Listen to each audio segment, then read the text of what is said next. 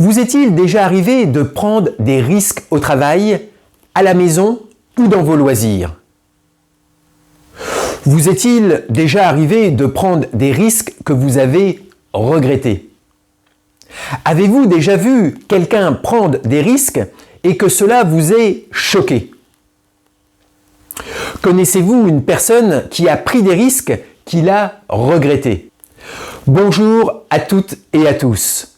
Que vous soyez dirigeant, directeur, cadre, superviseur, préventeur ou employé sur des sites industriels, administratifs ou commerciaux, je vous souhaite la bienvenue sur la chaîne YouTube Culture, Santé et Sécurité.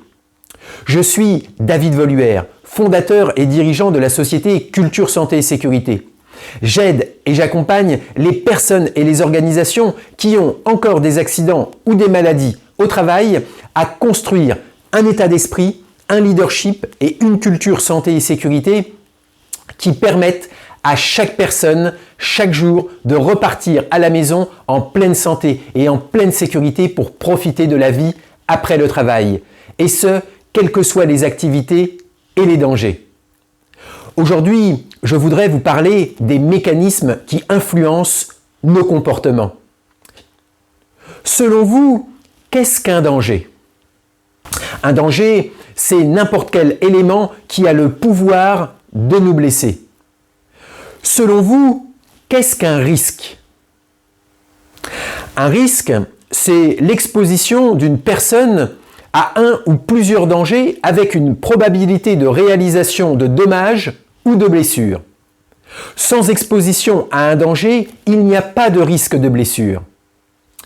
Exemple, quand je cuisine, les dangers possibles sont la lame du couteau et la température de la plaque de cuisson. Les risques sont, en utilisant le couteau, le possible contact avec la lame entraînera une coupure plus ou moins profonde. En posant ma main involontairement sur la plaque de cuisson chaude, je risque une brûlure plus ou moins grave. Les dangers sont partout. Le risque est inhérent à l'activité et la survie humaine. Pour se nourrir, nos ancêtres prenaient le risque de monter aux arbres et parcourir de nombreux kilomètres par jour sans chaussures et sans route. Pour gagner notre vie et pouvoir manger, nous allons au travail où il existe une multitude de dangers. Par exemple, mon état d'esprit, mes relations avec les collègues, le mode de management de mon chef, sont des dangers qui m'exposent à des risques psychosociaux. Ou encore la circulation d'engins ou des machines m'expose à des risques physiques. Enfin, des produits chimiques, la manutention de charge m'expose à des risques de maladies professionnelles. Nous vivons dans un monde où les dangers sont partout. Il y a une multitude de possibilités de se blesser chaque jour et à chaque instant. La prise de risque est inhérente à la vie et nous prenons tous les jours, des risques comme par exemple prendre la voiture pour rejoindre notre travail ou faire les courses. La prise de risque est un équilibre subtil entre d'une part découvrir, explorer le monde et survivre et d'autre part s'exposer aux dangers sans préjudice. La maîtrise des dangers dépend de 3 capacités essentielles. 1. Percevoir les dangers. 2. L'évaluation des risques. 3. Prendre des mesures de protection adéquates. Avant d'aborder avec vous ce qui influence les comportements d'une personne, définissons ce qu'est le comportement. Selon vous, qu'est-ce que le comportement? Le comportement, c'est l'ensemble des actions ou des réactions objectivement observables d'une personne telle que sa manière d'être, sa manière d'agir, sa manière de réagir, ses attitudes ou sa conduite. Par exemple, une règle de sécurité définit de porter un harnais de sécurité pour les travaux supérieurs à 3 mètres. Et nous constatons que les personnes sur ce chantier ne respectent pas la règle. Il existe de nombreux paramètres qui vont influencer les comportements d'une personne. 1.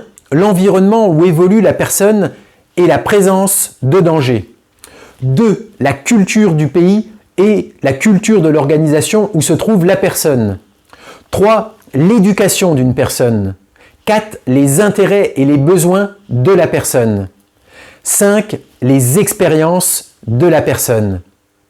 Ces principaux éléments et paramètres sont ce qu'on appelle des activateurs dans le modèle ABC que je vais maintenant vous présenter. Le modèle ABC est tiré des travaux de Frederick Skinner, un psychologue américain. Il a été une personne influente sur l'étude des comportements. Il a lui-même été fortement influencé par les travaux d'Ivan Pavlov et ceux du premier comportementaliste John Watson. Le modèle ABC permet de comprendre comment influencer le comportement des personnes. Dans le modèle ABC, A représente les activateurs, B signifie en anglais behavior, qui se traduit par comportement, et C sont les conséquences. Les activateurs A génèrent un comportement B, de ce comportement B résultent des conséquences C. A donne B et B donne C. Toutes les conséquences n'ont pas le même pouvoir d'influence sur notre comportement futur. Les études sur le comportement humain ont montré que ce sont les conséquences PIC-NIC qui auront le plus d'influence sur nos comportements futurs.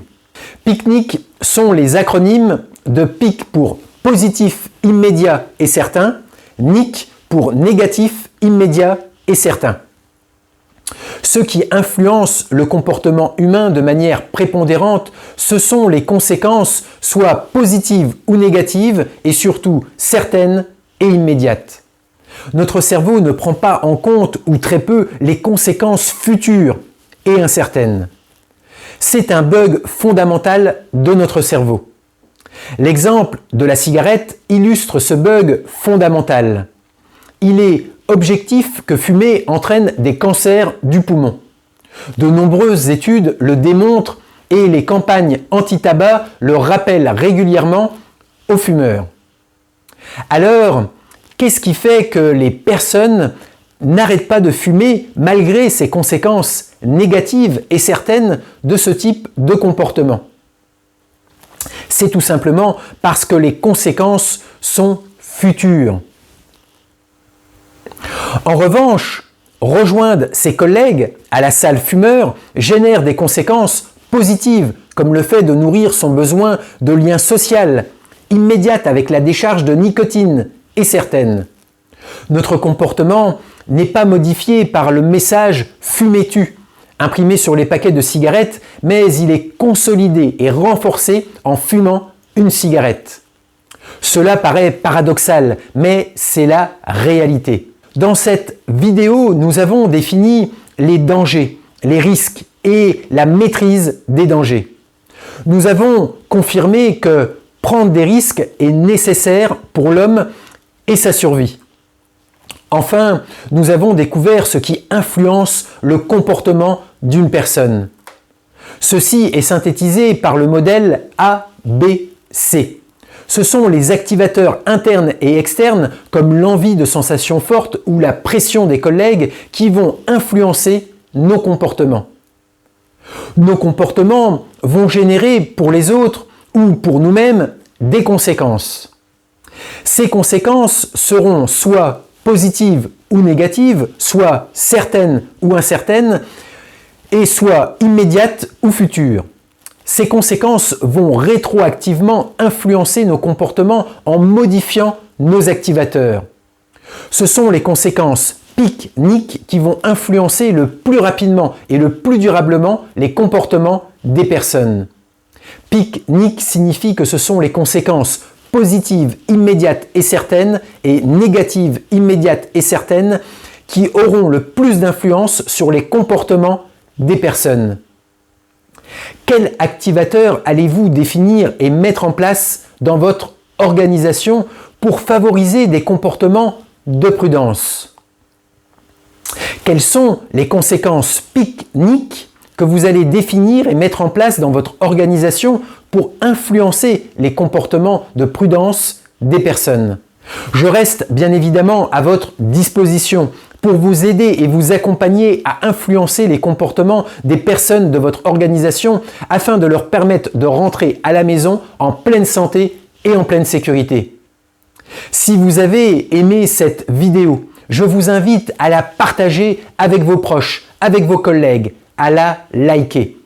Je serai bien évidemment heureux d'avoir vos retours et vos partages dans les commentaires. Pensez à vous abonner ou à recommander la chaîne Culture Santé et Sécurité. Je vous réserve de nombreuses surprises. Je vous souhaite tout le meilleur, soyez prudents et prudentes, prenez bien soin de vous, de votre famille et de vos collègues. À très bientôt.